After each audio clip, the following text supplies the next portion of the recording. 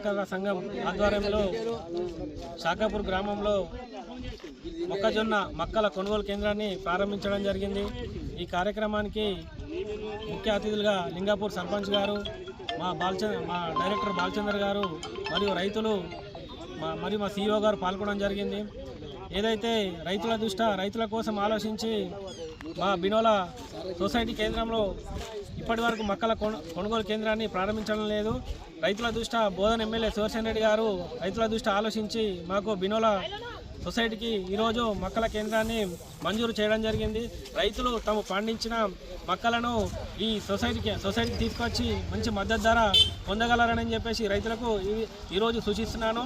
ఏదైతే తెలంగాణ ప్రభుత్వము మక్కలకు మద్దతు ధర 2000 క్వింటాల్కు 2400 రూపాయలను ఇవ్వడం జరుగుతుంది। కావున రైతులు తాము పండించిన మొక్కజొన్నను మంచి తేమ శాతంతో 14% తేమ శాతంతో తీసుకొచ్చి మంచి మద్దతు ధర పొందాలని ఈ సందర్భంగా రైతులను కోరుతున్నాను।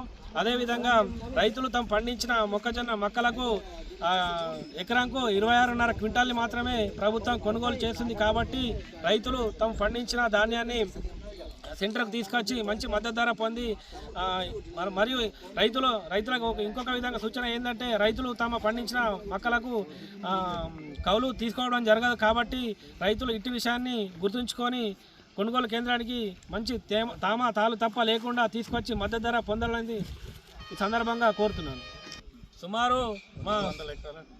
సుమారు మా సొసైటీ బినోలా సొసైటీ పరిధిలోని రైతులు తమ పంట పొలంలో మొక్కజొన్నను సుమారు 200 ఎకరాలను పండించడం జరిగింది।